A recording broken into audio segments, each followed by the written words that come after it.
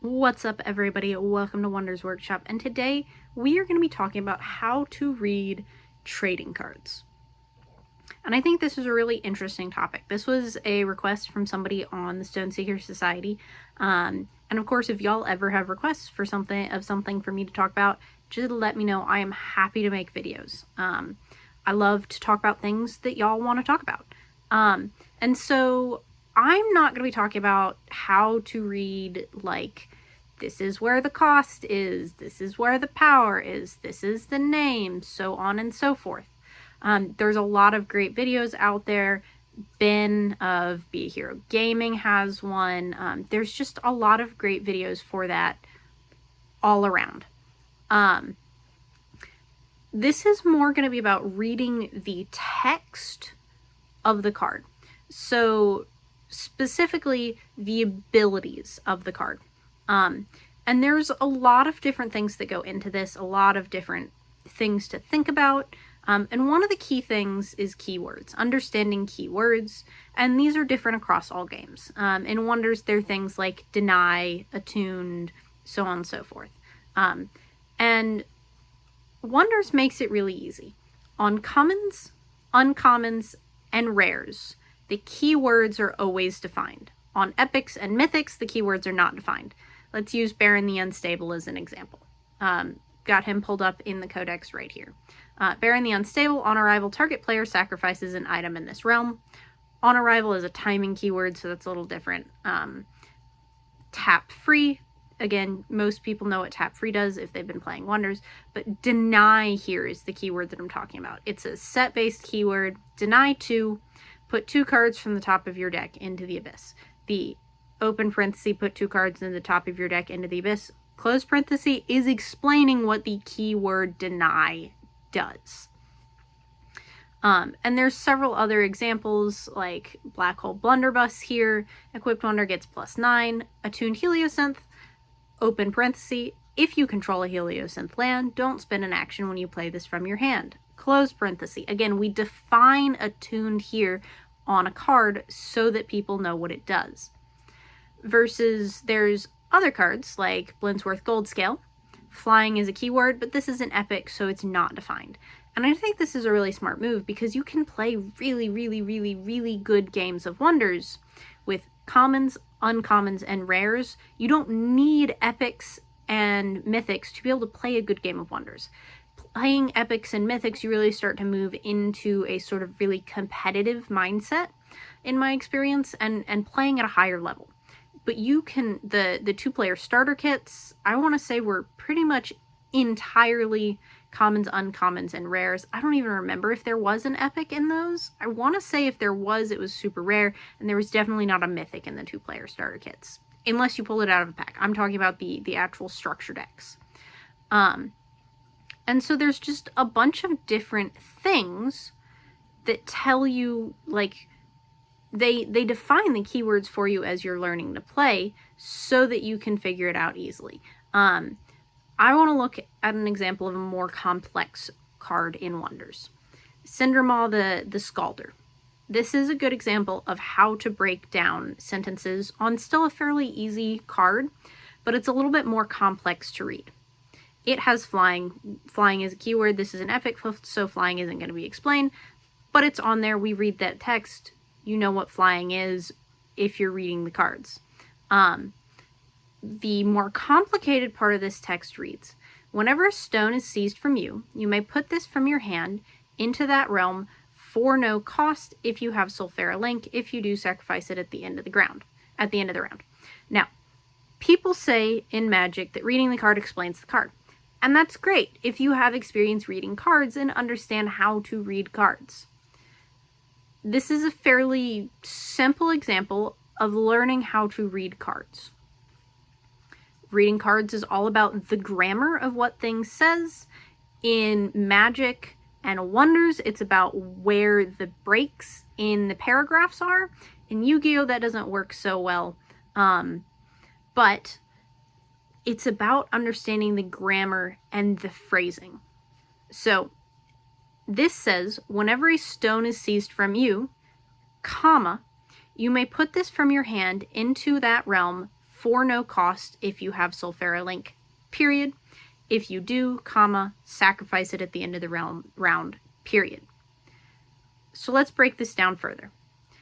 Both of these sentences start with a trigger. It's either whether or if. So the sentence is dependent, both of those sentences are dependent on that trigger. Whenever a stone is seized from you, everything else in this paragraph is dependent on whether a stone is seized from you. Whether a stone is seized from you, what can you do? You may put this from your hand into the realm. Okay. If this, then that. Whenever this, you may. Makes sense. May is an important keyword here. Understanding may is a choice. This could be phrased, whenever a stone is seized from you, put this from your hand into the realm for no cost. Then you would be required to do it. May makes it your choice. In Magic, that's really important because there's some really funky rules with regards to winning and infinite triggers with regards to whether or not you can stop the loop. It's really complicated. But paying attention to words like may and whether or not something is a choice is important. Whenever you put this card, you may put this from your hand into that realm for no cost. Okay. Into that realm. The only realm that's been talked about is the realm where a stone has been seized. So that's the only possible realm. So whenever a stone is seized from you, you may put this from your hand into that realm being this realm where the stone was seized, for no cost, okay, for cost 0, if you have Sulfera Link. We know what Sulfera Link is. Sulfera Link is basically having a Sulfera land. It's a little more complicated than that, but that's basically what it is. And then if you do all of the above, the entire sentence above, you have to sacrifice it at the end of the round, it being the card. And so it's all about understanding the grammar of the card and understanding how the sentence structures are built. Now, we're looking at Wonders cards. There's some really complicated Wonders cards that, let's talk about Cursed Passages of Haim. I have no idea if I pronounced that right. Tap free, banish this and choose one, sacrifice 1 wonder and draw a card, semicolon, sacrifice 2 wonders and seek 1 a card, semicolon, sacrifice 3 wonders and return target wonder you own from the abyss to target realm. So, again, let's look at the grammar. Tap free, we know what that does.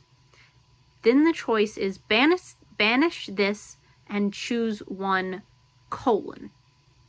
So banish this and choose 1. So this is going to be the card. So we're going to banish Cursed Passages of Haim. And then we're going to choose one of the options that it has given us. And it separates each of those options with a semicolon because this is because they chose to use semicolons. That's why. And so our options are separated by the semicolons. Sacrifice 1 wonder and draw a card. There's our first option. Then sacrifice 2 wonders and seek 1 a card. Semicolon. Sacrifice 3 wonders and return target wonder you own from the abyss to target realm. Those are your options. You can sacrifice 1 and do A, sacrifice 2, do B, sacrifice 3, do C. Looking at the actual grammar elements of the card is super helpful.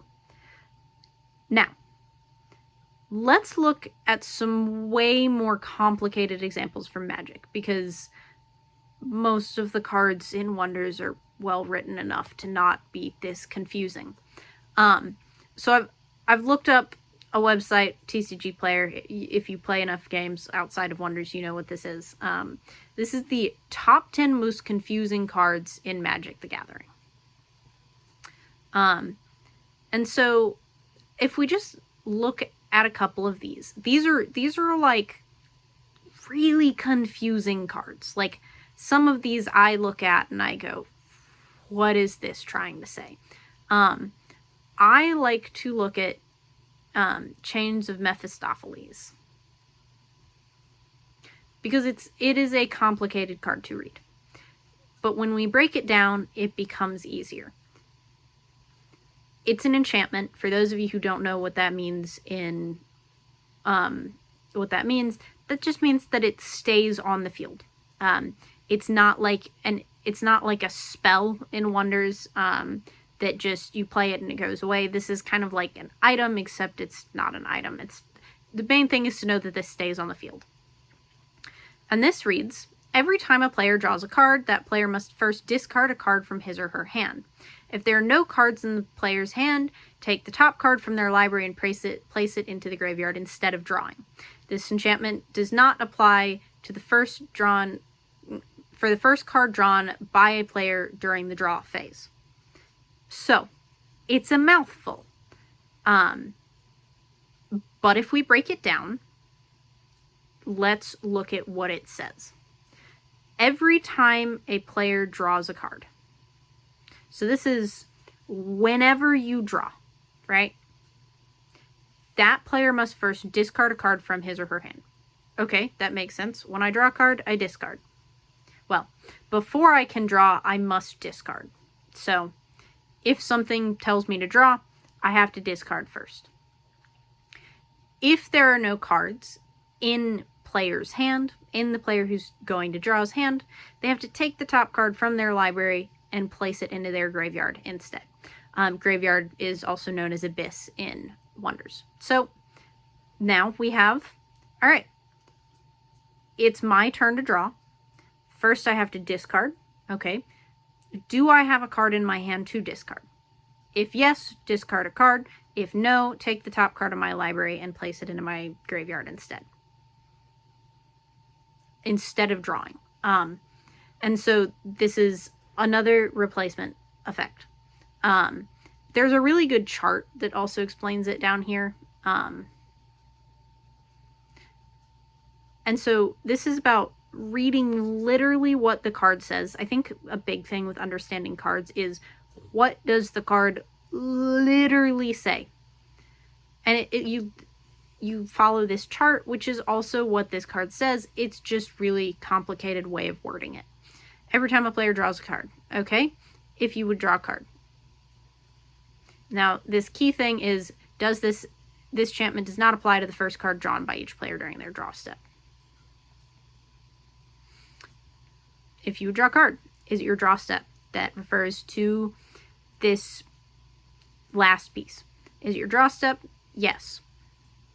Okay, so we move here. Is this the first card you've drawn that you draw this draw step? Yes. Then you get to draw a card. Cool. Things go about as normal. If the answer to either of these things is no, do you have any cards in hand? Then yes, you have to discard it. Then after you discard, then you draw a card. If you don't have any cards in hand, then you put your card, top card of your library, into your graveyard. So once we look at that chart, if we go back and reread this, every time a player draws a card, that player must first discard a card from his or her hand. If there are no cards in the player's hand, take the top card from the library and place it into the graveyard instead of drawing. This enchantment does not apply to the first card drawn by a player during the draw phase. One thing that would make this card easier is if that first sentence, that last sentence was at the beginning of the card, so that you just knew, okay, it's my first card for my draw step. Don't need to read the rest of it. But you know what? They didn't make it easy on us. So this is literally about following the if-then chain of statements and figuring the triggers. Every time a player draws a card, that player must first discard a card. Okay, if I draw, I'm going to discard first. If there are no cards in that player's hand, take the card of their library, place it in the graveyard instead of drawing. Okay. If I'm going to draw, I have to discard first. If I can't discard, I have to mill one and I don't get to draw. This enchantment does not apply to the first card drawn by a player during the draw phase. Okay, if it's the very beginning of my turn, in Magic we have something called the draw phase. You get to draw at the beginning of every turn. If it's my first card that I'm drawing for the turn and it's during my draw phase, then I get to have my card. Yay. So, very complicated card, but as we learn to look at it, it gets easier and easier to read. Let's look at another one that like makes me want to scratch my eyeballs out sometimes. Dead ringers. Destroy 2 target non-black creatures unless either one is a color the other isn't. They can't be regenerated. Regeneration is a key word. That part is just understanding that they can't be regenerated. So let's break this down. What are we doing? We're destroying 2 target non-black creatures. Destroy means get rid of. 2, so I'm going to pick 2. Target non-black creatures means I can't pick black creatures. This is the confusing part. The way they've worded this makes it more complicated. Unless either one is a color the other isn't. In other words, you have to pick cards of the same color or colors. So I could pick 2 blue-green creatures. I could pick 2 red creatures. I could pick 2 creatures that are all the colors in Magic, as long as they're the exact same. So that's what unless each one is a color the other isn't. It's just a very complicated and kind of garbly way to explain what they're trying to say. There's a lot of really complicated cards in Magic, and there's a lot of really complicated cards in every game. So, sorry about the cut. Lots of barking has made that portion of the video unusable. Love my dog. She's adorable. It's the perk of being home for the fall break is that I get to give her lots of snuggles. The downside is that there is barking. So, that's kind of some of the tips and tricks for reading cards with some examples from Wonders and Magic. I think like any new, it's not really a new language, but like any new understanding of English, if you're trying to learn to read Shakespeare, it takes time. If you're trying to learn anything else that's kind of like a different language in its own way, it takes time and practice.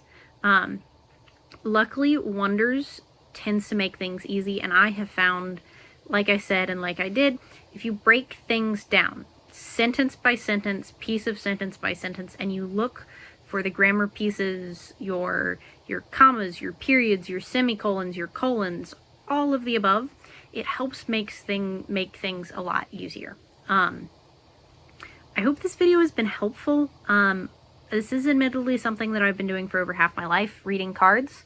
So if this isn't helpful, tell me more what you're looking for, and I'll try and do something else. That's kind of what I got for you today on how to read cards. So as always, please like, comment, subscribe, and keep being your wonderful selves.